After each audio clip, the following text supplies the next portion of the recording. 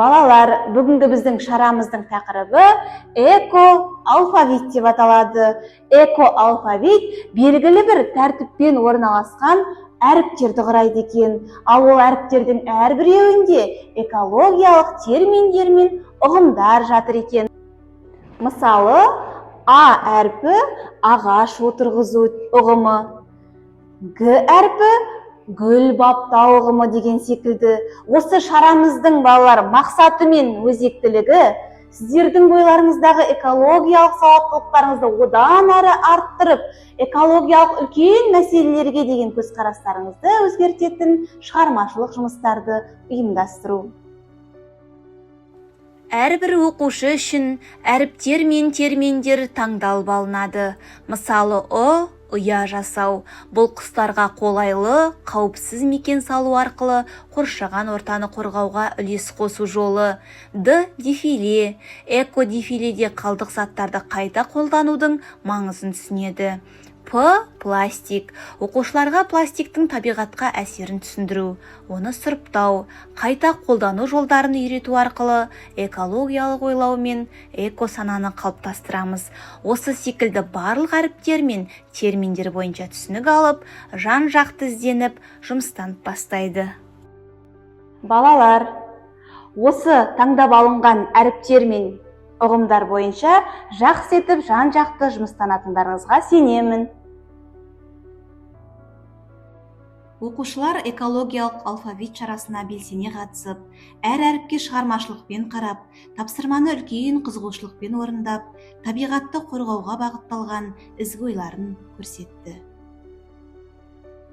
Осы орайда Амангелді Ақтөре атты оқушым ата-анасымен бірге ағаш отырғызу термині бойынша мектеп ауласына ағаштар отырғызып, мектебіміздің көркеюіне және ауылымыздың экологиялық жағдайын жақсартуға өз үлесін қосса, әкесімен бірге ұя жасау термині бойынша жұмыстанған Жаслан Манас атты оқушым табиғатты аялау, құстарға қамқор болу, олардың мекенін қорғау туралы түсінік алды.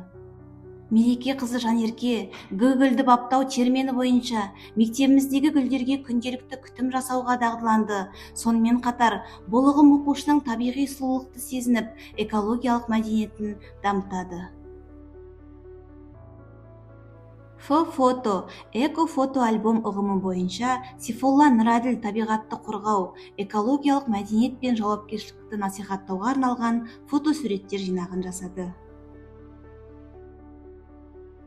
Ал Мұхамбетов Сержан атты оқушым К-комикс, эко-комикс ұғымымен экология, табиғатты қорғау, қоршаған ортаны сақтау туралы идеясын, мәселелерді және шешімдерді қысқа әрі көркем түрде суреттеп көрсетті. Амангелді Нұрали пластик бөтелкелерді лақтырмай, сұрыптау бағытындағы мектеп оқушыларына арнап бір бөтелке, бір бал акциясын ұйымдастырса, Телман Нұрнияз пластик бөтелкелерді салуға арналған ақылды жәшік ойлап тапты. Эколог ғалым Елеуғазы Мұратов экологиялық білім беруде шығармашылық әдістердің маңыздылығын атады.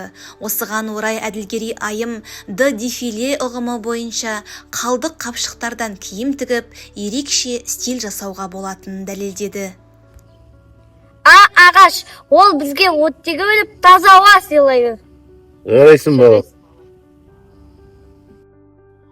Г. Гүлдер. Гүлдерді баптаудағы себебі өсімдіктердің дұрыс өсуі мен гүлденуін қамтамасыз ету. Д. Дефиле. Эко-дефиледе сән тек сұлулық үшін емес, экологиялық сананың ояту құралы.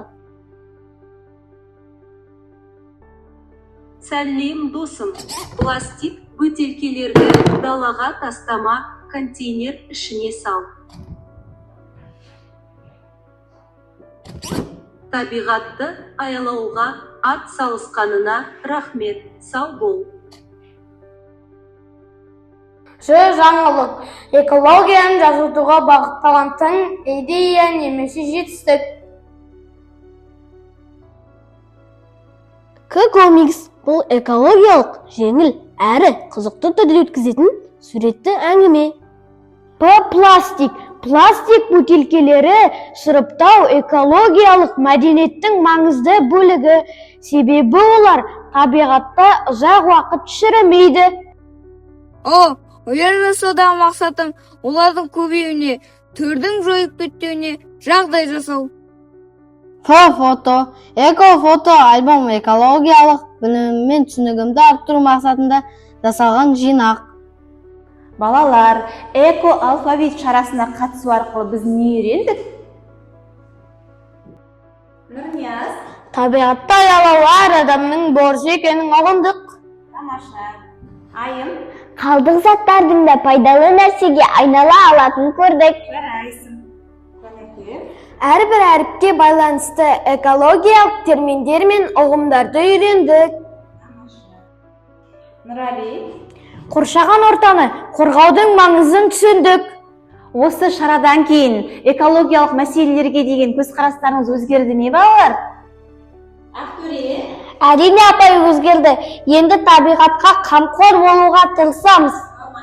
Манас?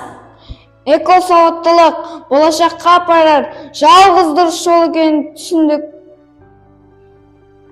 Эко-алфавит іс-шарасына белсенді қатысып, қоршаған ортаны қорғауға деген қызығушылығы мен шығармашылық қабілеті үшін Амангелді Нұрали марапатталады.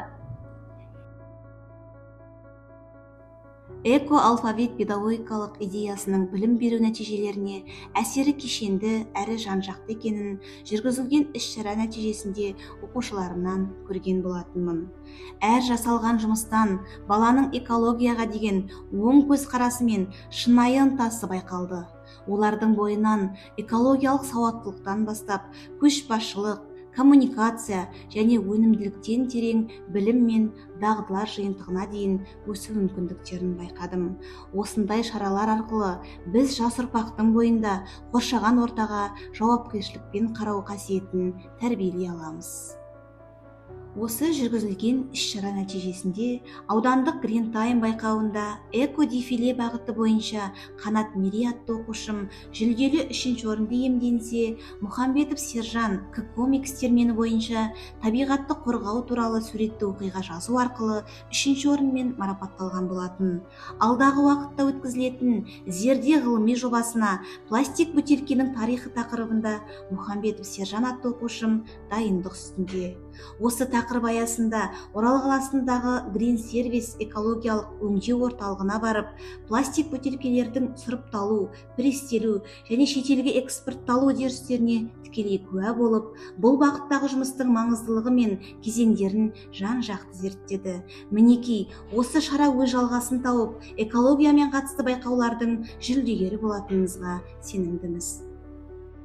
Эко-алфавит жай әліпби емес, бұл жасыл өмірге жол. Эко-әліпби жасыл болашақ кілті.